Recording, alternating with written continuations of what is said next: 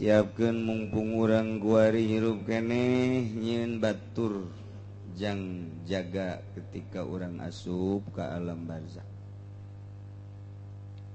lantaran eueuh deui nu ngabaturan urang babajikan urang ngomong-ngomong cinta sejati setia sehidup semati ja bohong urang geus ngagoler di kuburan nu sugandaekeun ngabaturan urang embung sehidup doang lain semati bohong gombal teh bagus gitu eueuh ti dituna nyah tah nemantak siapkeun ti kuari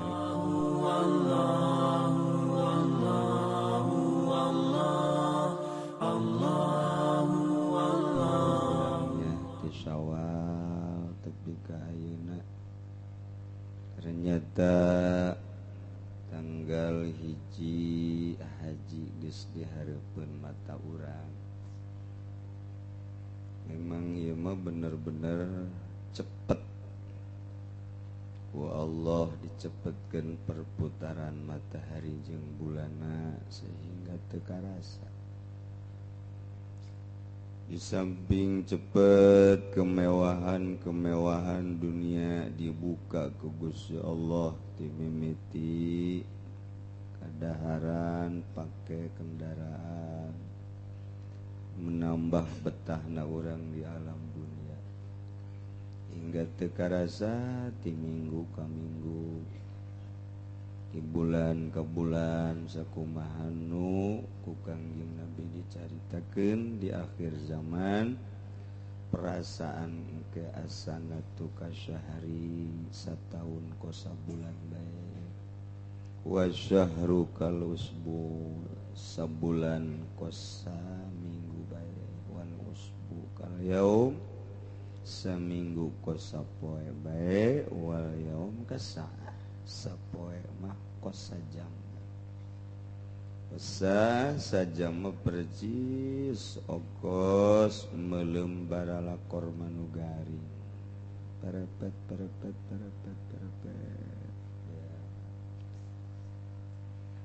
nuku urang dibacakeun Fatihah unggal minggu ge ahli-ahli majlis urang nu biasa babarengan teu karasaeun boa nu diuk di dieu minggu hareup aya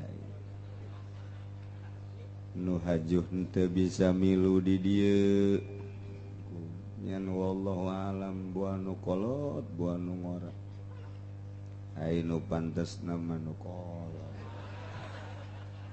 pantes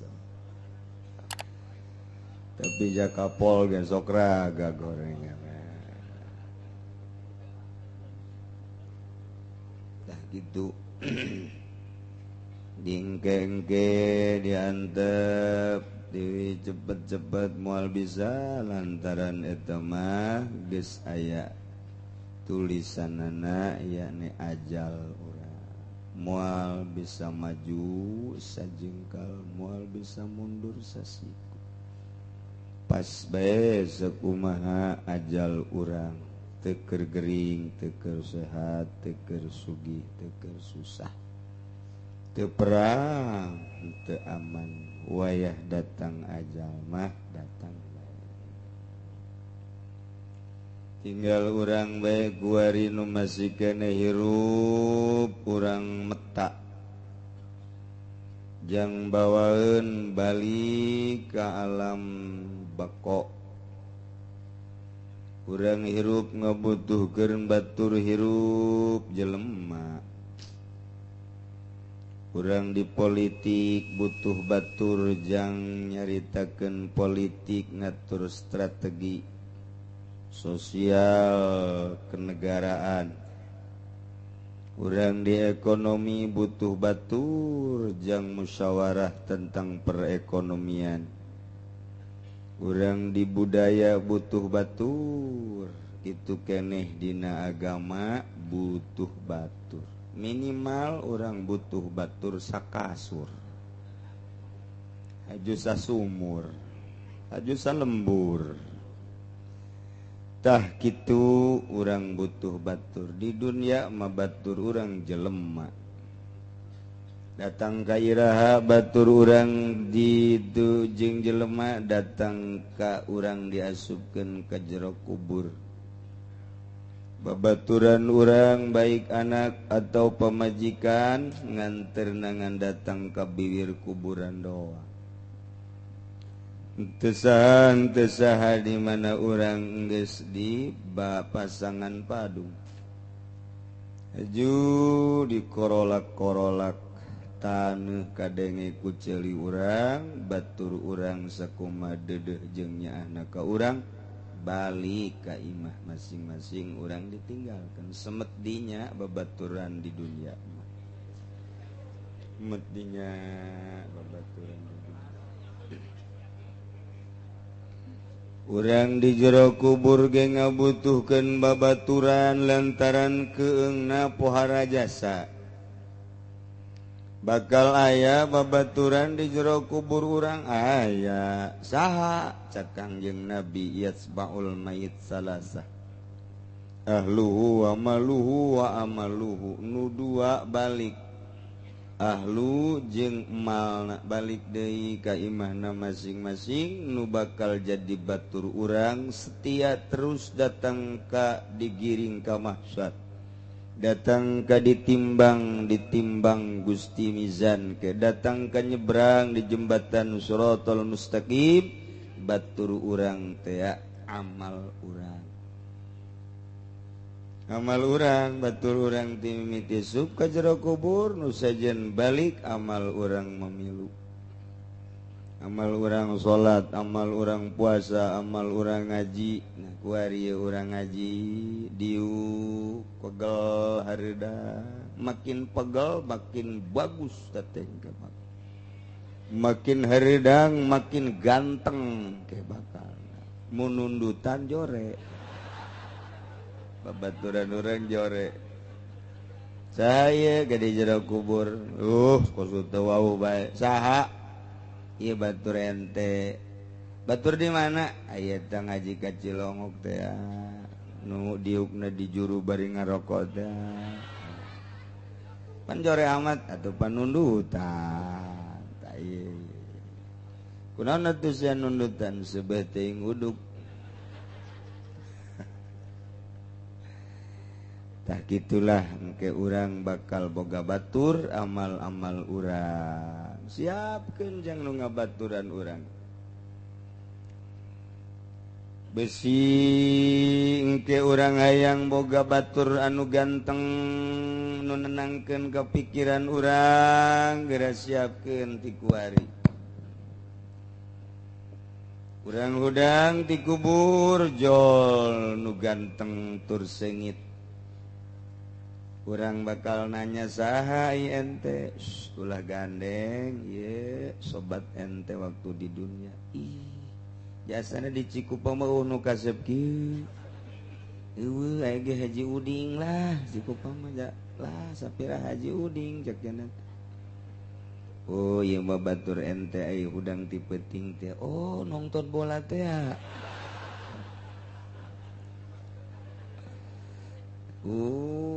lain nu tahajud teh salat hajat teh Quran teh zikir teh tah ieu ngahiji jeung sakabeh amal jadi kula masyaallah tenang cek mana sakedeung deui bakal aya malaikat munkar nakir nanya ulah gimbir ulah sieun ke kula nu ngajawabna ente mah tenang bae masyaallah ngeunaheun ya tapi lamun urang amalna teu bagus nyapoek jol jelema keur mah hideung jangkung gede bau luar biasa alah urang hudang gitu hudangnya urang oh ieu kubur aya ente saeu sudah sok saha-saha batur ente nu terus bakal ngabaturan ka ditu ka mahsyar ih macem-macem bae emang saha ih atuh batur ente keur di dunia teh ya kuna kula momal pisah terus emang saha eta ngadokotok teh ieu main gaplek nyedekeun si mbak teh di sis kamling pos kamling da ieu korupsi ieu mabok kredit dihijikeun jadi ieu aduh cek cenah geus teu ulah milu ieu atuh pagawean ente jeung sakedeung deui bakal aya malaikat munkar nakir nanya aduh aing mah teu tanggung jawab keur mah urang sedih sieun disingsieun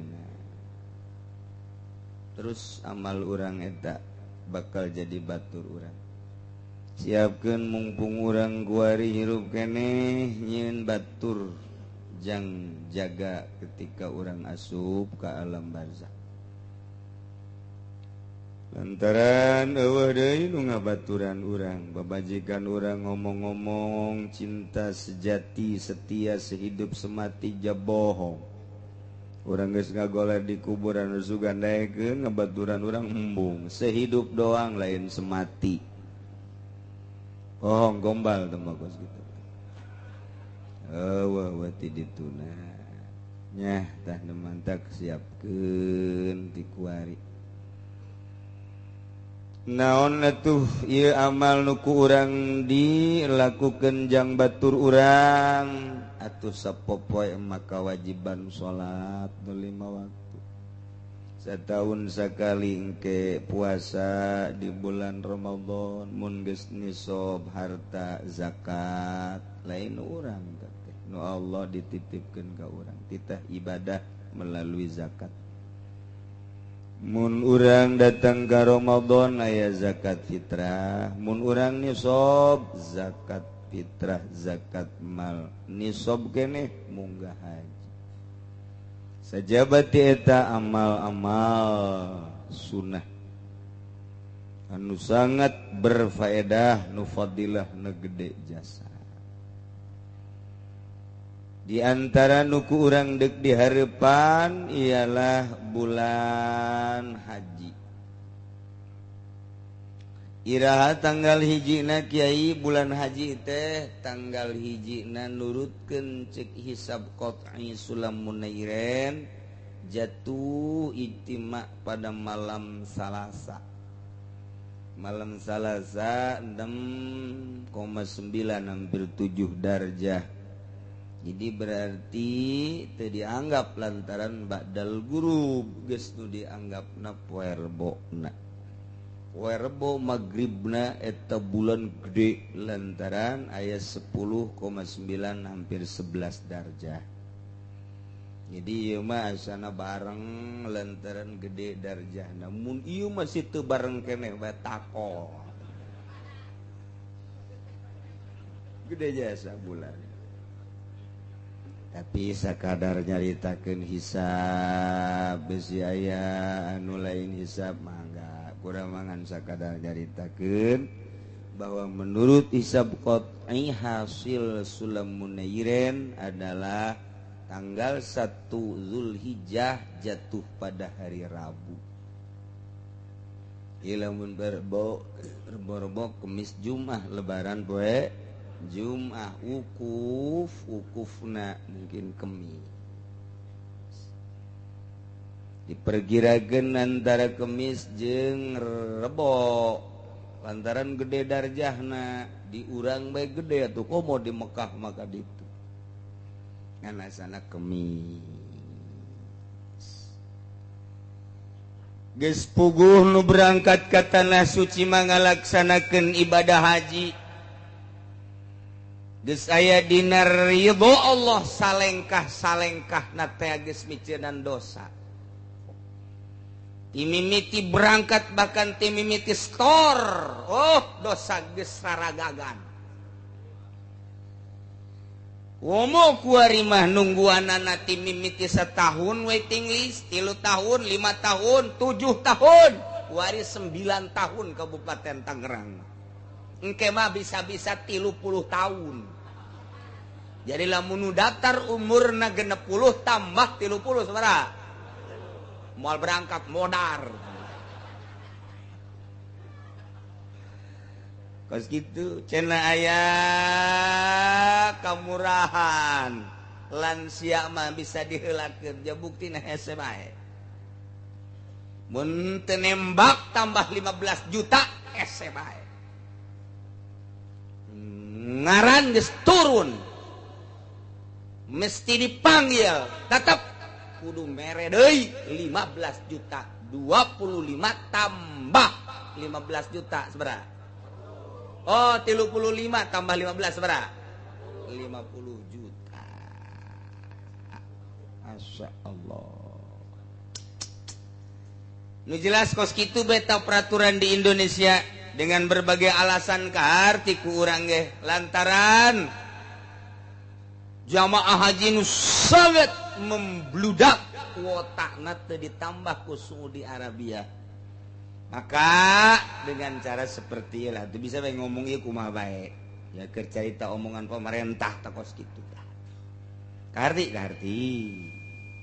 lamun teu dikitukeun bisa-bisa babari jasa sapira atuh manusa diatur ku manusa asal ulah hayang untung babari lamun geus hayang untung atuh eta model kos kitu anu ngajual tanah buruan ngan sakikituna ku hayang-hayangna ka Mekah setor diperat ku pamarentah dialataina diuyup punyana ngeboga embek jual embek ku hayang-hayangna ka anak-anak kotok dijual ku hayang-hayangna nu nyedot pamarentah sedot ku si Allah sakur ka kitu kesedihan urang di kampung memang kumaha jahara rese di kota atuh nu babari ge jang nu babari mah hese ge bagon leuwih hese di kota eta kos kararitu tama urusan sabodoh numpuk riba lain teu paraham jadi pemerintah ge loba kiaina ge terus ngahayukeun riba keur memeh jadi pemerintah mah ngaharamkeun teh ka uang bank teh tapi barang jadi pemerintah mah ponyo nya dasar kos kitu bae terus keur memeh jadi pemerintah mah haram teh riba barang jadi pemerintah malah loba omong mumpung ngora lah ke ka neraka aja babarengan ieu Masya Allah geus gitulah di Indonesia moal makin bagus tanda-tanda nundek ngarapihanan can aya di berbagai hulu partai kabeh ahli riba hulu partai ahli riba sok dek dukung teu kaji yang dibejakeun encan aya tanda-tanda jang ngarapihan nagara saha atuh dideuleut ti Golkar biang riba biang tama anakan didinya endogan bisa tah mantap kiai nuturkeun Golkar ajur ka kiaianana doh sudah kieu mah sok kitu sia nu sok kitu ajur we pokona mah geus nulain kiai los nulain kiai mah nuturkeun Golkar loba contona bebokona mah intingan PDI can aya tanda rek nerapihkeun P3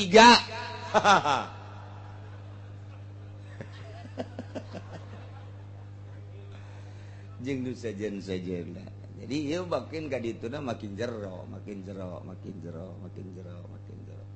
kiai nu tampil can aya di Ibu Pertiwi urang nu bangun deuk ngabener-bener ngarapih-rapih larut jeung maranehan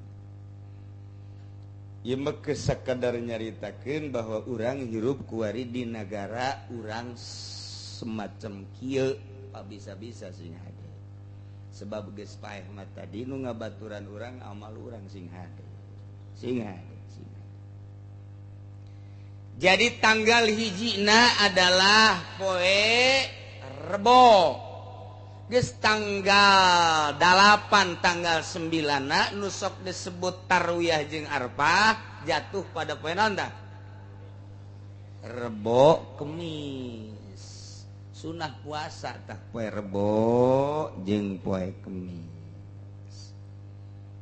malah cek Kangjeng Nabi mamin ayamin ta'malu fiha ahabu ilallah min hadhil ayam aya poe-poe nu mun anjeun beramal dina poe-poe eta leuwih dipake karesep munggu Allah tibatan poe 10 poe nu aya di bulan haji ta tanggal hiji datang ka tanggal 10 beramal eta mah pohara jasa tambah jeung tasrekna 3 poe tambah keur mujuna diperhatikeun jasa ku Gusti Allah tambah di poe nu 10 tambah 3 mah geus pohara jasa tambah luar biasa bahkan sahabat nanya golu walal jihad fisabilillah ya Rasulullah dibandingkeun jeung perang masih kena diperhatikeun nu mana he Rasulullah cak Kangjeng Rasul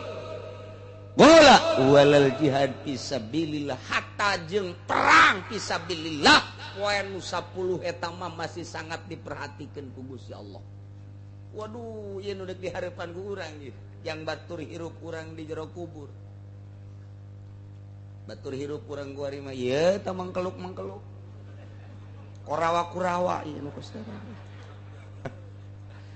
nangke urang paeh nah jang batur urang di jero kubur terus sampai ka mahsyar bahkan ti Siti Aisyah radhiyallahu anha aya kieu inna syaban kana sahib asma'in wa kana idza ahla hilalu dzilhijjah asbaha shaiman aya hiji budak ngora di mana-mana tanggal hiji bulan haji nya nama puasa datang ka tanggal 9 puasa kemudian dibejakeun ka Kangjeng Rasul ya Rasulullah kadenge kabeja Kangjeng Rasul teh jadi apaleun bahwa budak ngora eta teh sok puasa ti tanggal hiji datang ka tanggal 9 padaahu digerokeun ku Kangjeng Rasul hei budak ngora ka dieu aya naon ya Rasulullah mayah miluka ala siyami hadhil ayam naon nu ngadorong puasa ka anjeun dina tanggal hiji sampai tanggal 9 naon coba ayo cek budak ngora bi abi wa ummi anta mufda ya Rasulullah bahasa sopan teteh bahasa Arab kalawan bapak abdi jeung emak abdi Gusti mufda tertebus ya Rasulullah ye abdi nu mantak puasa innaha ayyamul masyair wa ayyamul hajj tanggal hiji datang ke tanggal 9 teh eta teh syiar Islam luar biasa di Mekah mah ayyamul hajj teh luar biasa di Mekah mah ku ayana sakitu batur mah di Mekah atuh pohara jasa ngadoa geus teu ngadoa geus dihampura ai abdi mah pan di lembur ieu mah sakieu be asallahu ayyushikani mudah-mudahan be Allah ngahijikeun ka abdi jeung doa-doana para jamaah-jamaah haji sakitu be puhara abdi mah harapan abdi mah asallahu ayyushikani fi duaihim di ditu teh ngadaroa bae jamaah haji teh di Indonesia 200 juta kemudian di Pakistan 200 juta di Turki 100 sekian juta di berbagai negara jumlah jamleh nama ayat 3 juta kabehna aya 4 juta bahkan tah eta teh kabeh ngadaroa di tanggal hiji datang ka tanggal 9 Arfah terus bahkan ya nama ngadoa teu eureun-eureun di Masjidil Haram di pondokanana di pasar ge ngadoa bae terus mantap ieu mah keur pohara jasa doana abdi mah sugan we ku puasa tah ieu karampid ku doa-doana para jamaah haji sakitu bae abdi mah kumaha cek Kangjeng Nabi anak muda fa innalaka bi kulli yaumin tasumuhu adlamiati arraqabatin mun hayang nyaho mah wahai anak muda anjeun puasa sapoe tah sapoe unggal poe sapoena anjeun dibere seakan-akan 100 kali ngemerdekakeun sapoena teh 100 kali merdeka 100 kali ngemerdekakeun batur oge wa mi'ata badanatin 100 kali mencit onta ditambah deui wa mi'ata farasin 100 kuda eta teh yu'malu alaiha fisabilillah eta teh anu disanggakeun jang ngaluhurkeun agama Allah sabilillah jang perang dibere ganjaran sarua jeung 100 onta pake perang 100 kuda pake perang puasa sapoe teh sakitu tah ya Allah gede jasa tama ganjarana terus datang ka poe tarwiyah fa idza kana yaumut tarwiyah falaka fiha adla alfi raqabatin wa alfi badanatin wa alfi farasin tuhmalu alaihi fisabilillah di mana datang ka tanggal 8 tah poe tarwiyah mah anjeun puasa di poe tarwiyah ngabanding jeung 1000 onta pake perang 1000 kuda pake perang 1000 kali ngamerdekakeun tah poe tarwiyah. Masya Allah, geus teu kudu perang urang boga jatah 1000 kali perang. Asal puasa. Di mana datang ka poe Arfah, fa idza kana yaumu arfata falaka fiha adla alfai raqabatin wa alfai badanatin wa alfai farasin tuhmalu alaiha fisabilillah. Mun datang ka puasa poe Arfah, ieu dibere ganjaranana 2000 kali ngamerdekakeun 2000 onta pake sabilillah 2000 kuda pake sabilillah ya Allah ya Rabbi urang tinggal ngalaksanakeunana doang ti poe Rebo datang ka poe Kemis tah ieu teh jang jelema anu bodoh nu kus kieu teh jang TK kelas TK mapan endek sakola ge kudu dimomong ngadahar obat ke kudu dibere obat anu amis hayang nagenu aya untian be papais nu geus jaheun aya untian karak daek eta kos kitu potongan TK da urang ge ieu tadi teh macan aya rencana ieu puasa barang ngadenge ganjaranna gede siap puasa eta TK tah eta nu kos kitu TK deres TK ge aya nu ngageuing-geuing geus urang ku aya na ngaji jadinya mulai di jero hate rindu amat di ka poe Rebo deuk naon puasa emang kunaon gitu resep HS na doang ganjaran geus teu kadulu HS na doang nu resep jasnya tayelah ganjaranna puara luar biasa Masya Allah mantap Ibnu Mas'ud ngajelaskeun aya 4 poe anu dipilih ku Gusti Allah. Innallaha ikhtara minal ayyam arba'ah. Allah milih 4 poe ieu mah istimewa jasa nu 4 poe mah. Awwaluha yaumul Jumat. Pertama poe Jumat pilihan Allah nu bentak disebut Sayyidul Ayyam. Kepala poe adalah poe Jumat. Seorang poe Jumat mah wayahna tukang usaha lurak lirik heula kaburutan teh Jumat nu bagus sebab libur geus poe Jumat ulah usaha kauntungan dunia sabara duit poe Jumat tapi kauntungan akhirat mun diuk di masjid beuh jadi ngagoloncong ka sorga coba di dunia paling hebat melimio lah kauntungan poe Jumat tapi cicing di masjid ti jam 8 datang ka Jumat waduh eta ngemplong lawang-lawang sorga mun urang lamun urang dideuleukeun mah mata hate urang kadinya moal daek urang usaha moal daek mun urang sibuk di ladang poe Jumat mah liburkeun deuleu ku urang kautamaan jeung kaagungan poe Jumat ieu nomor kahiji lantaran di poe Jumat mah fiha sa'atun la yuwafiquha 'abdun muslimun yas'alullah ta'ala di jero poe Jumat aya hiji jam anu teu pati-pati ngakuran seseorang kana jam eta mun menta dina jam eta sayan naon bae min amri dunya wal akhirah baik urusan dunia maupun urusan akhirat illa a'tahu iyau kecuali Allah mere ada poe Jumat mah persiapkeun mimiti poe Jumat mah maca surat Kahfi 3 balik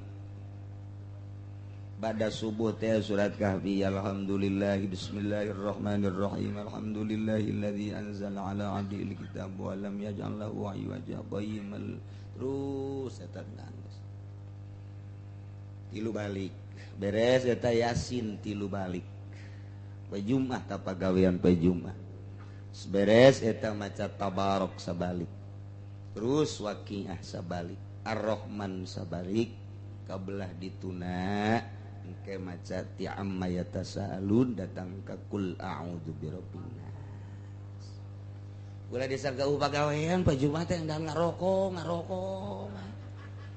bloon amat sih gua geus kolot batak pagawean poe Jumat ese kepentingan nu kira-kira bangsa teu pati penting mah disieukkeun bae. Assalamualaikum, waalaikumsalam sia. Iya Bang, yeuh anu kelah ke ku batas Jumat bae. Emang kunaon Abah keur sibuk ya kuari. Naon? Ieu acara TV bagus jasa. Oh. Insyaallah aca eta tadi. Terus urang berangkat ke masjid, siapkeun salat tahiyatul masjid.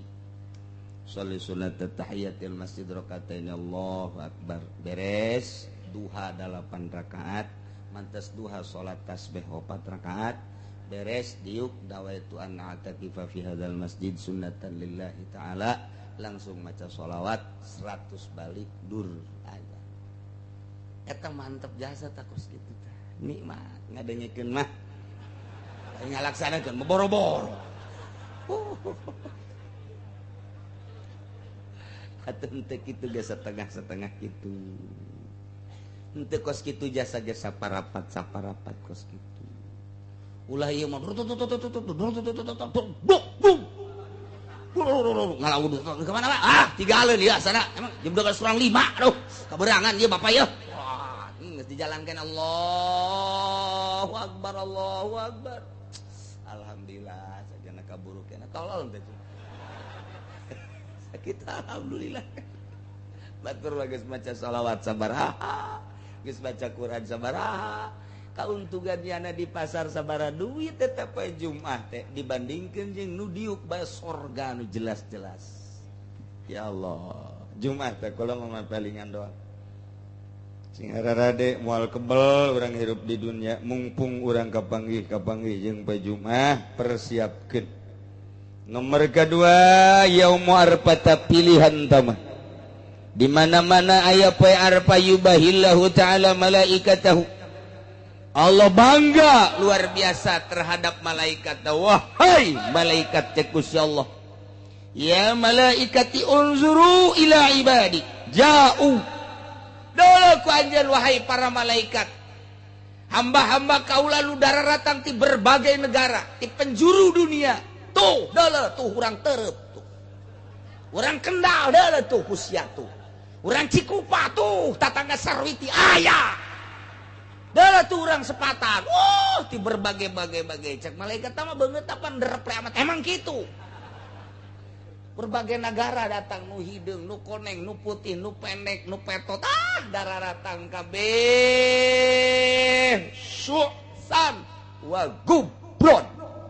Ruag gerwi kuloho lantaran make pakaian ngenduah lai eueuh nyisiran eueuh make sesengitan teu meunang make sesengitan ruag gerwi tah eta teh semata-mata nu di deuleu aing doang wahai malaikat banggaeun jasa Gusti Allah manusia ti berbagai negara nyahoeun Gusti Allah tuh di Indonesia nu jang tahun hareup ya tuh deuleu tuh keur dipersulit ku pamarentah tuh idelakeun ku Gusti Allah. Tuh, aya nu sugak-sogok sagala tuh. Tuh deuleu tuh. Masyarakat mah hayang kemah ka pamarentahna blon ke kuaing disunamikeun da. Cak Gusti Allah. Kadeuleu unggal negara. Banggaeun Allah. Lantaran eueuh nu dimaksud iwati hayang ridho Allah Subhanahu wa ta'ala cak Gusti Allah wahai malaikat wabeh jamaah nu dararatang ka dieu eueuh deui iwati hayang pangampura kaula nah dengekeun ku anjeun wahai para malaikat isyhadu anni ghafartu lahum kaula geus ngahampura ka jelema-jelema nu daratang ka Mekah. Waduh tamang geus indah jasa mantap urang doakeun dulur-dulur urang tetangga-tetangga urang kawauh urang nuker berangkat menunaikan ibadah haji mudah-mudahan aya dina tayunan Gusti Allah Subhanahu wa taala aya dina sehat walafiat jag-jag waringkas bisa ngalaksanakeun ibadah hajina sakumaha mistina bisa baralik deui ka daerah masing-masing kalawan salamat mawa haji anu makbul haji anu mabrur amin ya rabbal alamin. Nomor katilu yaumuna hari poe lebaran haji. Nah iyalah engke aya kurban qarrabal abdu kurbana. Ieu engke bisa ngalaksanakeun kurban mulai ti poe lebaran datang kata tasrek. Fa awwalu qatratin qatarat minal kurban. Ta ieu adalah takunu kafaratan likulli dzambin. Likulli dzambin amilahu. Begitu geresel kadeleuna mah getih nu netes kana taneuh satetes-satetesna eta adalah ngajadikeun kafarat bagi nu kurban. Wah geus indah jasa teu bisa korban dilaksanakeun di luar bulan haji. Tak istimewa jasa ta korban. Ya, kurang korban. Unggal tahu, satauna lain hiji dia masalah, 2-3 korban mah masalah. Ya, majikan urang korban, anak urang korban geus sapi ya, hiji gede. Jang keluarga urang. Bapak urang, mak urang nu geus maot korbanan. Kumaha mun ngorbanan tatangga? Ulah mun eueuh izin mah. Oh wasiat mah ieu mah mun indung urang, bapak urang, anak urang geus maot dikorbanan ku urang. Oh masalah. Keur hirupna keneh ge teu bebeja deui oh masalah. Tapi lamun kadengdengeun mah urang boga babaturan urang di Belaraja kuaten bae tah jang babaturan urang teu minta izin teh teu jadi. Kudu aya izin heula ti deungeun-deungeun mah lantaran teu nyambung nasabna. Nya tah kos kitu doang tah ieu kurban teh. Bapak urang, mak urang sondor di penta deui langsung dikorbanan jadi. Anak urang korban urang jadi. Tapi babaturan urang mah kurang dikorbanan teu bebeja heula teu jadi. Nya kos kitulah masalah kurban.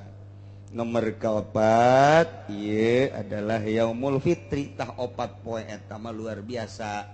Poe Jumat, poe Arfah, mantak batur mah poe Arfah. Kitu keur wukuf urang mah di dieu puasa. Geus urang ngalaksanakeun puasa mulai ulah loba-loba imangan 9 poe doang ti poe Rebo datang ka poe Kemis. Cenah kula mah teu kuat lantaran kiai pan digawe di pabrik lamun teu kuat 9 poe 7 bae. Aduh 7 ge cenah kula mah teu kuat lantaran sibuk jasa ieu di pasar 5 bae 5. Aduh asana cenah 5 ge kula mah teu kuat lantaran waduh di sawah mah pohara jasa pan capena 3. Asana 3 ge cenah kiai mah kula mah teu kuat. Hiji bae poe Arfah bae. Asana Arfah ge asana kula mah teu kuat. Bebeskeun da mah jelema kitu mah tuh. Ih, kitu hiji-hiji acan kubah. Masyaallah. Masyaallah. Teh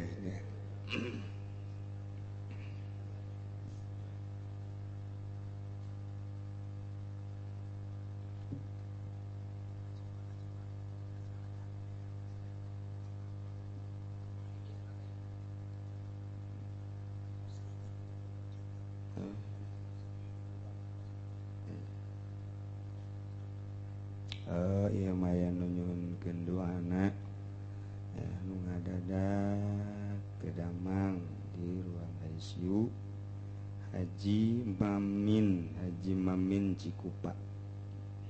Urang doakeun mudah-mudahan dipasihan kasabaran ku Gusti Allah dirina oge keluargana, kemudian mudah-mudahan dienggalkeun dicabut penyakitna, disehatkeun deui ku Gusti Allah bi barakati ummil Quran Al-Fatihah. Bismillahirrahmanirrahim. Alhamdulillahirabbil alamin arrahmanirrahim maliki yaumiddin Iyyaka na'budu wa iyyaka nasta'in ihdinas siratal mustaqim siratal ladzina an'amta 'alaihim ghairil maghdubi 'alaihim waladdallin.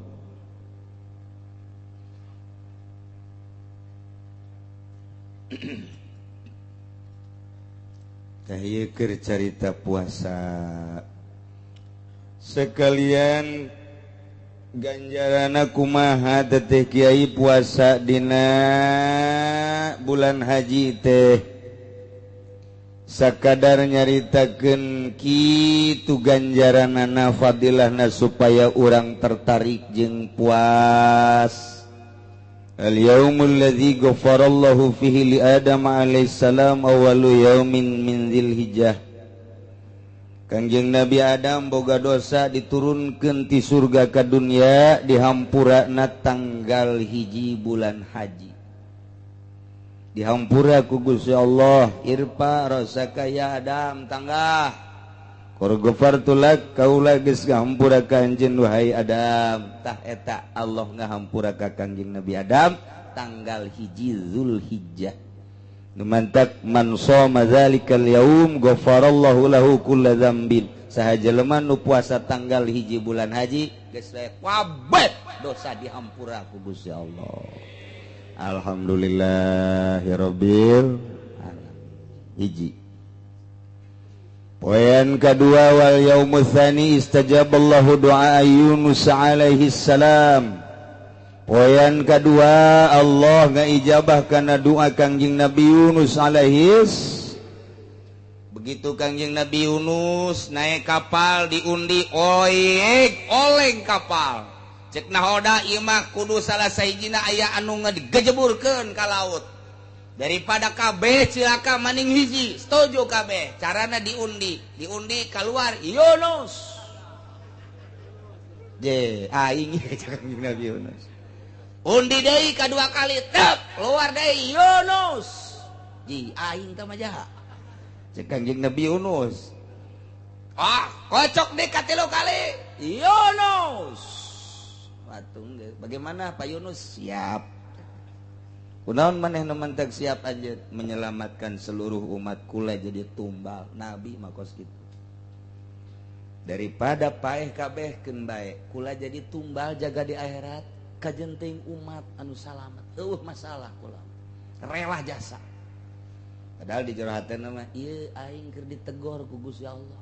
Emang kunaon? Lantaran nyana teh dakwah kemudian tidak didengekeun ku masyarakatna. Kulantaran teu didengekeun ku masyarakatna setahun 2 tahun 3 tahun 10 tahun keheul Kangjeng Nabi Yusuf aing teh rasul kunaon sia teu narurut ka aing tinggalkeun sia ku aing tah rasul mah ninggalkeun umat teh disiksa je cek Gusti Allah atuh sia mah sapira tugasna nyampekeun doang adapun nurut teu nurut lain urusan sia Yunus urusan aing tah mah tapi Kangjeng Nabi Yusuf aya nafsuan lah masyarakat teu nurut ieu tinggalkeun ku aing tinggalkeun naik kapal tuh dijeburkeun ka laut diabingkeun ngan cek Gusti Allah teh hai lauk nun tuh hamba aing rasul aing calangap sia leg-leg tah hamba aing awas kakuatna saeutik sia disiksa ku aing waduh cek lauk wah raja satu sisi titah diteureui satu sisi teu meunang kakuet-kuet acan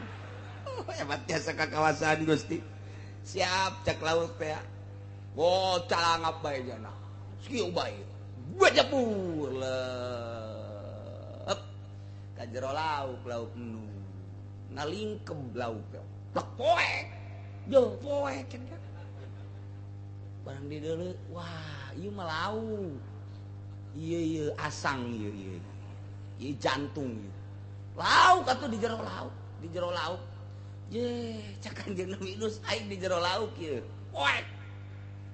Eta tadi bere Kangjeng Nabi Yunus wiridan la ilaha illa anta subhanaka inni kuntu minaz zalimin.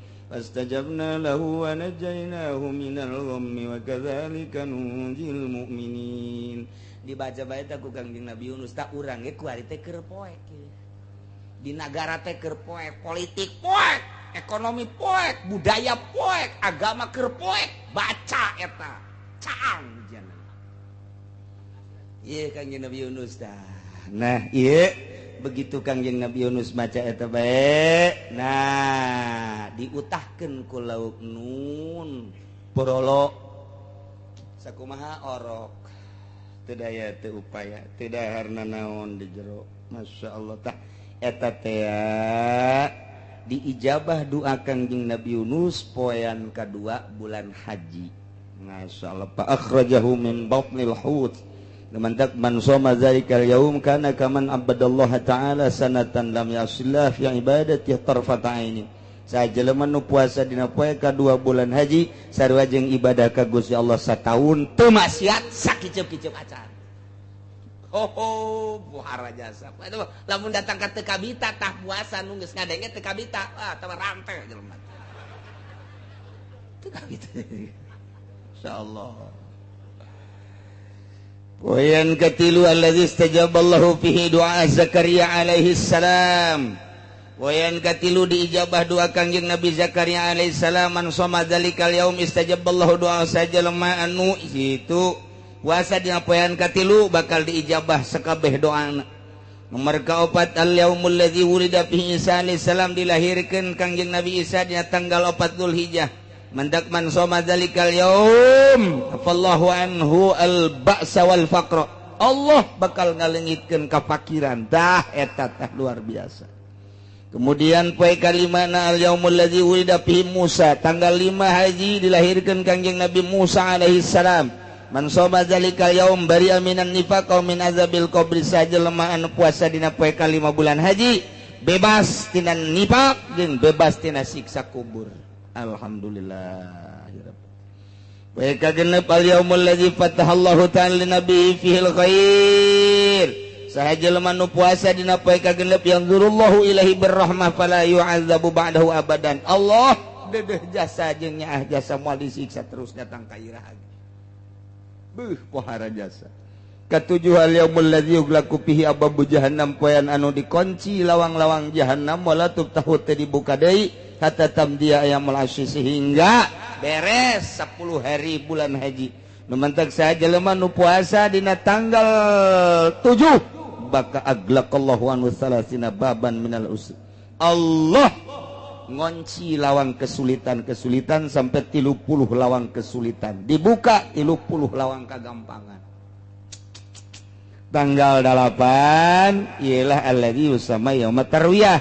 Poe tarwiyah man shoma sajelema nu puasa dina poe tarwiyah utia minal ajri ma la ya'lamu illallah bakal dibere ganjaran beude geuna ganjaran nu nyaho ieu berarti Gusti Allah bae.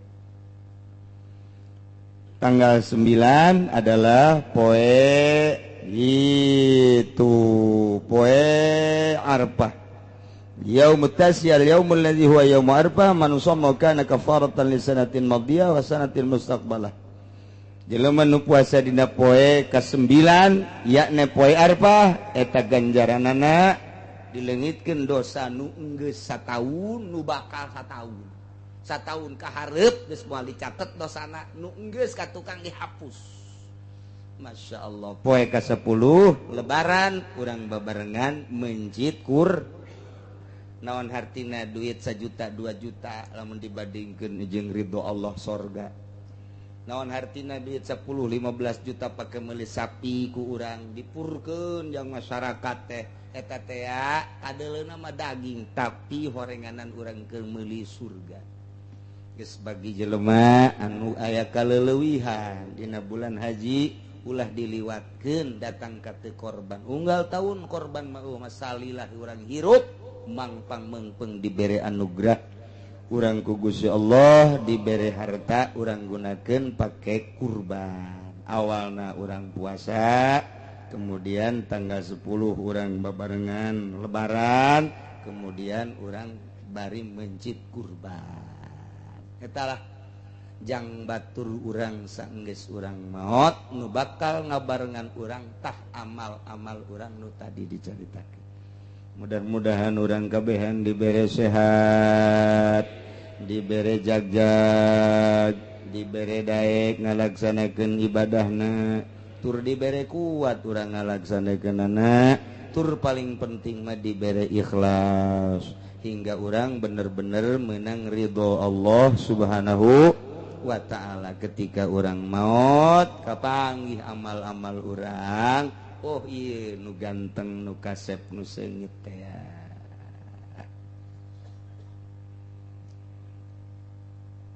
Wa yajibu fi qafi ainin wajib qisas fi faqqa ainin dina mecakeun mata. Lamun urang ribut jeung batur kemudian ku jitu-jituna urang boga kaulinan ditikem jelema lah ieu mah dianggeuskeun bae colok matana jret pecak wajib qisas ke sababaraha nama di tukang ke bakal dicaritakeun ieu mah kena denda bae pokona mah. Yajibu fikoti uzunin di mana-mana aya jelema ribut kemudian celikna dipotongkeun ujagona besi urang set cekel lek ieu mah ceulina doang ye nah lain sia ceuli aing mah ceuli ye ceuli doang geus moal kudu nyawa-nyawa ceuli set sumpung ceuli dikieu-kieu ku nyana eta kena denda celik kena denda mun kamari mah kan ngan seukur teu pegat teu pegat basi kana nyambung ieu mah pegat qisas. Yajibu wajib dikenakeun denda deui kop nujubnin yakne megatkeun talapok mata tah ieu talapok mata nu sok make shadow teh mun cewek sieni teh yeni nah ieu nata ieu wajib qisas. Yajibu fikotni marinin wajib qisas deui dina nyumpungkeun irungna disumpungkeun sak beak kabeh ponges. Nah, wajib qisas kena denda. Yajibu biqati lisanin wajib deui dina megatkeun lisan letah dikeureut kurang set wajib denda. Wadzakarin jeung zakar ki Zaid ribut jeung ki Bakar ku hebatna ki Zaid ki Bakar teh guling seletingna nya ya parasatkeun nah diomeh heula ku nyana hudang ye pegatkeun cek ki Bakar teh kahayang mah ulah eta aing mah gajen jempol bae dua tah dibandingkeun jeung eta mah pan eta mah atuh pamustungan lalaki uhetaan mah bea kena denda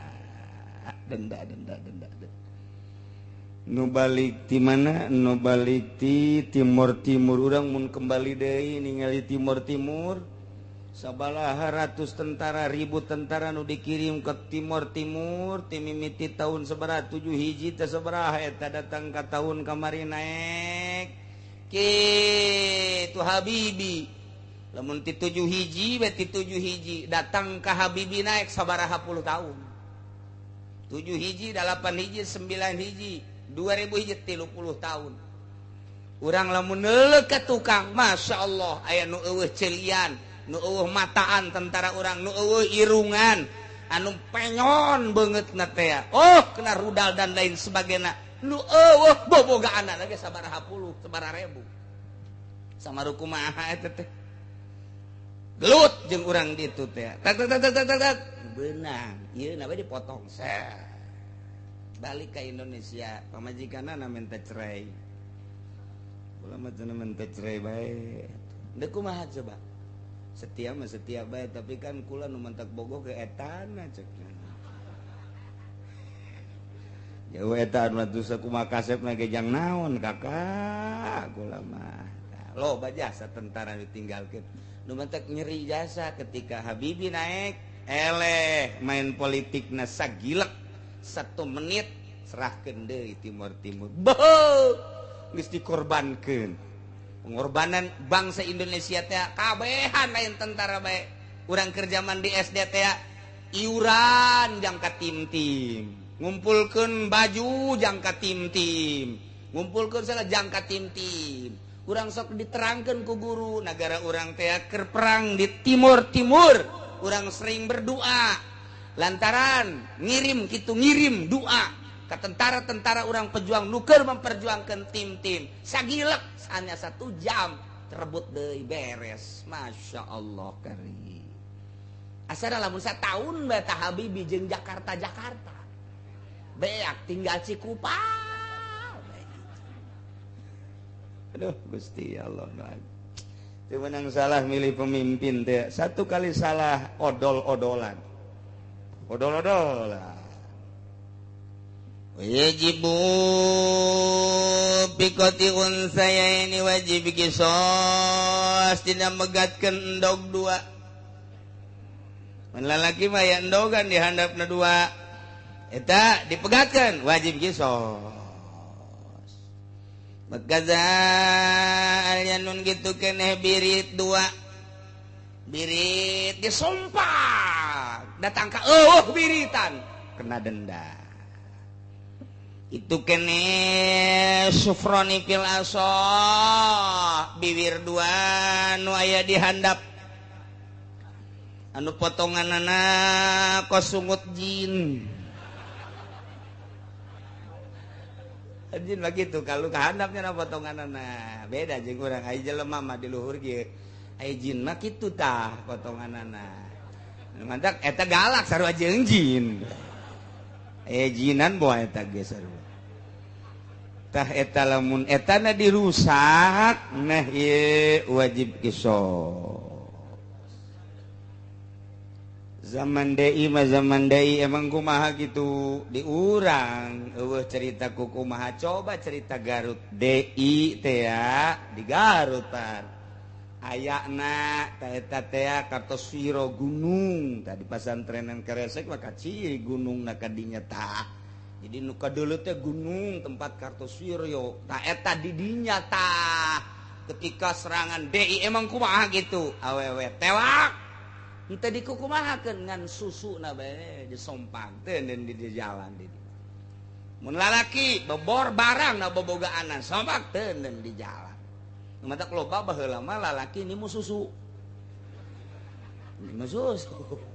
di jalan teh eta jadi be masalah ieu sih mun nyekel susu ye di jalan kieu ye batal apa henteu ta eta di kitab geus diayakeun masalahna terjadilah DI ketika kitu di Garut Tasikmalaya tuh diurang masa mentak datang ke ayeuna ge turunan-turunan Kartoswiro mah besi ke negara lak ngomongna moal kebal deui negara teh bakal diserang deui ku rombongan kami kitu bae datang ka kuari PKI ge kitu bae sakedeung deui berarti eta lamun ku urang diamati bahasa-bahasanya na teh henteu pareum tetap datang ke kuari aya teteh perserikatan aya teteh perkumpulan ya DI ya PKI lantaran bahasanya anak masih kena kos kitu deleukeun sakedeung deui kitu jeung kitu bae wallahu alam ku kumahana mengan karitu bae urang mun ngomong jeung kolot-kolot bae di Garut dengekeun omonganana beuh teungkeur jasa entak sing ada tah bangsa ka tukang-tukang soal bae teh keturunan deui sarua bae tah gitulah Garut eta boga sejarah DI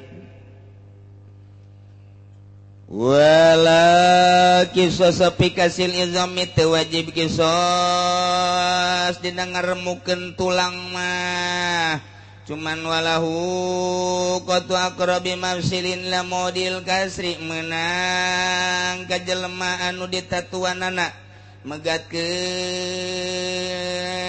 kitu anggahotan nu leuwih deukeut kana mafsil teh ieu pinggeulang naon garang-garangna ieu lain sendi tanu deukeut ka sendina kan lamun ayeuna mah dianiaya teh bisa di dieu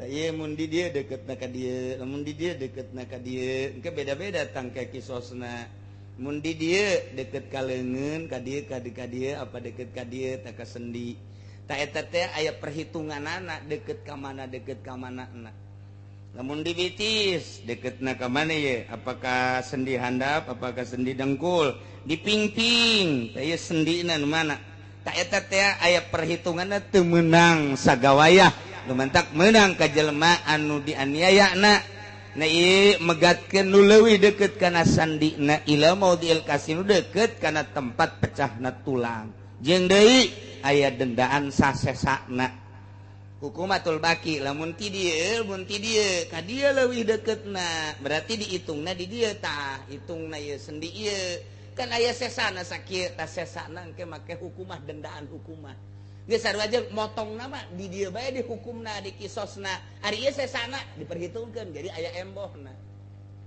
tah teu bisa ge kajen tos kitu ya namun ieu dipotongna tah ka dieu hitungna mah di dieu bae sebab ieu teh kan teu guna kan kelantaran nu dipotongna di dieu kan aya leuwih tah ieu hukumatul baki di dieu na ka dieu tetep make denda dan hukumah dihitung nama kisosna ti dieu lantaran aya sandi aya baki na sake iyalah hukumah sabaraha ke bayaranna na tanu ti dieu ka dieu walau awdah wallahu alam.